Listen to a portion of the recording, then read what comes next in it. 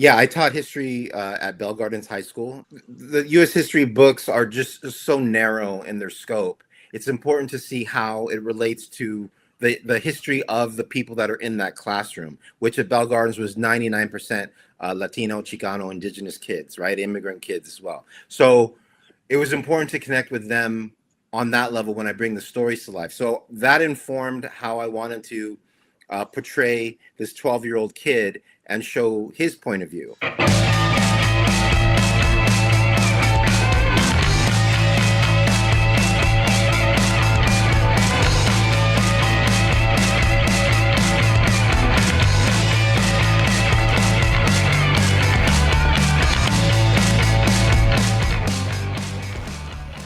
Hello? Comida! Greater LA Today, presented by the Chicano Hollywood Film Festival. Tickets available at ChicanoHollywood.com.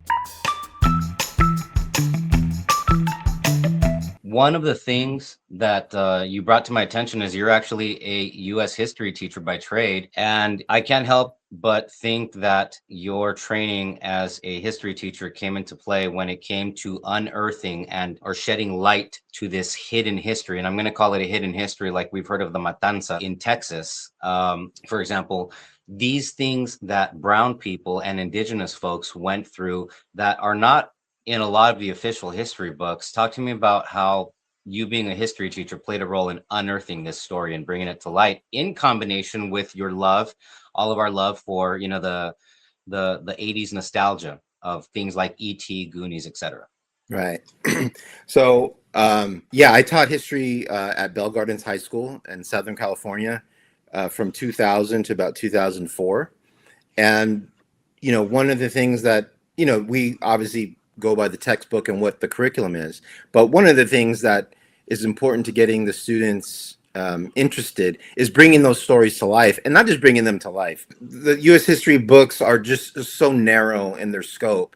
It's important to see how it relates to the history of the people that are in that classroom, which at Bell Gardens was 99% Latino, Chicano, indigenous kids, right? Immigrant kids as well. So it was important to connect with them on that level when I bring the stories to life. So that informed how I wanted to portray this 12-year-old kid and show his point of view. One of the films that was the most inspirational to me was E.T., right? So I actually wrote this script as a feature screenplay first, and got a couple meetings, got some interest in it, but I don't think that the production companies would get behind me as a director because I didn't have a strong directing reel. So what I did was I reimagined the story as a short film.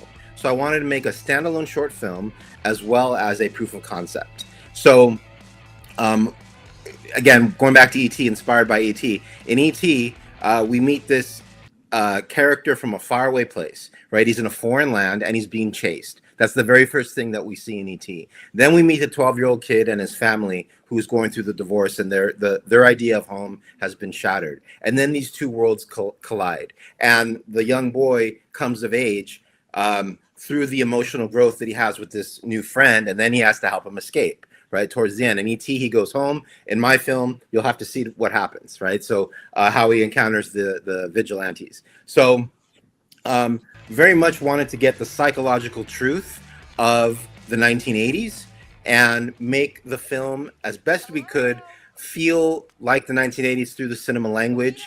And also, you know, when I'm doing films or writing scripts that deal with a historical context, I'm definitely more interested and more concerned with the psychological truth rather than what's called the truth, right? So to me, one of my dear friends and mentors, Mr. Robert M. Young, who was a amazing independent filmmaker, fiercely independent artist, who mentored me for over 25 years, who passed away in 2024. One of his, you know, living mantras was, "Where's the story, and what's the psychological truth?" So you put the camera where the story is, and you engage in that, not necessarily what's factual, but what's psychologically true to that character to be true in that way. So that's what we aim to do. And David, speaking of psychological truths, I mean, it's got to take a lot of courage to be able to get to the point and say, you know what, this is a story that I need to come forward with. What was it that got you to the point of you knowing the history in Placerville or in Hangtown and saying, okay, this is something that I need to talk about.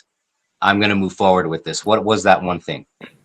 Well, like I said, I was a big fan of those films growing up, those coming of age stories, but we never saw the Chicano, the Latino, the brown kid, the indigenous kid's point of view during that time. So I'm making this film, or I made this film, and I'll be making the feature film for the 12-year-old David that never got to see it. That's a great point, because growing up in the 80s, I remember my dad, I think we're talking about this, my dad would take my brother and I to the movies, and it was so few and far between, though I'm grateful for those few and far between movies that had us brown people on the screen in positive roles. My personal favorite, Stand and Deliver. That plays a great role in, I mean, movies like that play a great role in the development of the psychology of a young male or a female of color. David, all right, so now you have 2 invites, but one super special announcement that you just found out about. So yeah, if you want to catch Hangtown, it's going to show on Saturday, August 1st at 4 p.m. as part of the Chicano Hollywood Film Festival. I'll also be doing a TV writing workshop that day at 11 a.m. And then what the special announcement is that I just found out yesterday that Hangtown has been nominated for an Imagen Award. And I'm very honored and thrilled to be nominated and to be a part and to be included with such stellar films and just a great, just great artists that are going to be there. And that award ceremony is going to be on Friday, August 21st at the Beverly Hilton.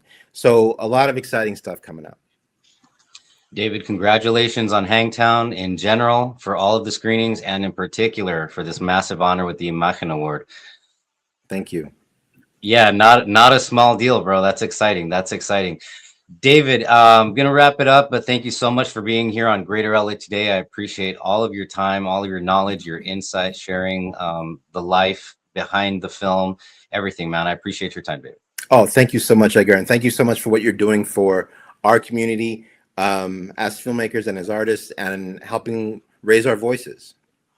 Thank you, David. I appreciate that, man. Yeah, I got to keep on going, man. All of us got to keep on going. Yeah, absolutely. Greater LA Today, presented by All We Have, now streaming on Tubi.